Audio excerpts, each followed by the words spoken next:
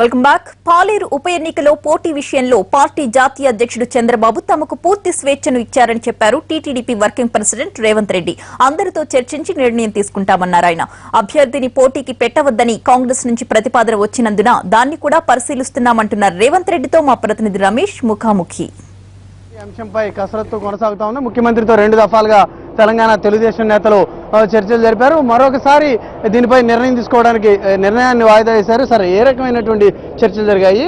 జాతీయ అధ్యక్షుడితో ఏ అంశాలు ప్రధానంగా చర్చించారు? మీకు ఇంతకుముందు వివరించిన విధంగానే తెలుగుదేశం పార్టీకి సంబంధించి తెలంగాణ శాఖ సర్వస్వతంత్రంగా నిర్ణయం తీసుకోమని చంద్రబాబు నాయుడు గారు సూచనలు చేశారు. మా ముందునే రెండే, ఒకటి ఎన్నికల బరిలో దిగడం, లేదా సాంప్రదాయాలను గౌరవించి అభ్యర్థిని పోటీలో పెట్టకుండా చనిపోయిన కుటుంబానికి సానుభూతితో వారికి అవకాశాన్ని ఇవ్వడం.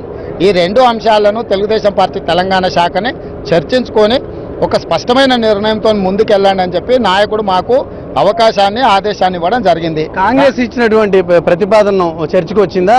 దానిపై జాతీయ అధ్యక్షుడే ఉన్నారు. కాంగ్రెస్ పార్టీ సంప్రదించిన అంశాన్ని ఇటు ఉత్తమ్ కుమార్ రెడ్డి, అటు బట్టి విక్రమార్క కాంగ్రెస్ పార్టీ నాయకులు మమ్మల్ని సంప్రదించిన అంశాన్ని ముఖ్యమంత్రి గారి దృష్టికి తీసుకెళ్ళినాం. అదేవిధంగా పాలేరు నియోజకవర్గానికి ఖమ్మం జిల్లాకు సంబంధించిన తెలుగుదేశం పార్టీ నాయకులు కూడా ఏకగ్రీవంగా నామా నాగేశ్వరరావు గారిని అభ్యర్థిని పెడితే బలమైన అభ్యర్థి తెలుగుదేశం పార్టీ గెలుస్తుందని కూడా వాళ్ళు ఏకగ్రీవంగా చేసి పంపించిన తీర్మానాన్ని కూడా నాయకుడు ముందు పెట్టడం జరిగింది.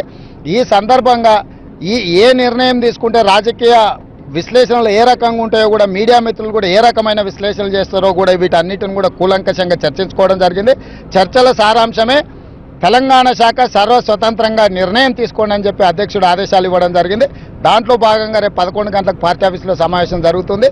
ఆ సమావేశంలో తుది నిర్ణయం తీసుకొని మీకు అందరికి తెలియజేయడం. ఈరోజు ఆ ప్రత్యేకమైన పరిస్థితుల్లోనే అన్ని రకాల అంశాలను చర్చలకు పరిగణలోకి తీసుకొని పార్టీ నిర్ణయం తీసుకుంటుంది. నారాయణ ఖేడ్లో ఏకగ్రీవం కోసం ఎవరూ విజ్ఞప్తి చేయలేదు, కాంగ్రెస్ పార్టీ సంప్రదించలేదు. ఆనాడు వారు సంప్రదించలేదు. అందరూ ఎన్నికలలో పోటీ చేసినట్టుగానే తెలుగుదేశం పార్టీ పోటీ చేసింది. మీకందరికి కూడా తెలియజెప్పేది ఏంటంటే, మేము 2009 నుంచి 2014 వరకు తెలంగాణలో ఉప ఎన్నికలు వచ్చినప్పుడు మాకు 1.5-2% ఓట్లు మాత్రమే వచ్చినాయి. 2014లో 22% ఓట్లు వచ్చినాయి. కాబట్టి ఎప్పుడు ఓట్లు సీట్లను ప్రాతిపదికగా తెలుగుదేశం పార్టీ తీసుకోదు. ప్రజలకు సేవ చేయాలనే ఏకైక అభిప్రాయంతోనే పార్టీ ముందుకెళ్తుంది. భవిష్యత్తులో కూడా అదే రకంగా ముందుకెళ్లడం జరుగుతుంది. Thank you sir, thank you. Telangana నేతలు చెప్తా ఉన్నారు, ఏదైతే పోటీ అంశంలో రాష్ట్ర స్థాయిలో ఒక సమావేశాన్ని ఏర్పాటు చేసుకున్న తర్వాతే దీనిపై నిర్ణయం ఉంటుందని చెప్తున్నారు. గతంలో కాంగ్రెస్ నుంచి ఎటువంటి ప్రతిపాదన రాలేదు కాబట్టే నారాయణ ఖేడ్ ఎన్నికల్లో పోటీ చేయాల్సిన అవసరం ఉందని ఈసారి కాంగ్రెస్ నుండి ప్రతిపాదన వచ్చిన నేపథ్యంలో దానిపై చర్చలు కొనసాగిస్తున్నట్లు రేవంత్ రెడ్డి చెప్తా ఉన్నారు. NTV team Vijayawada.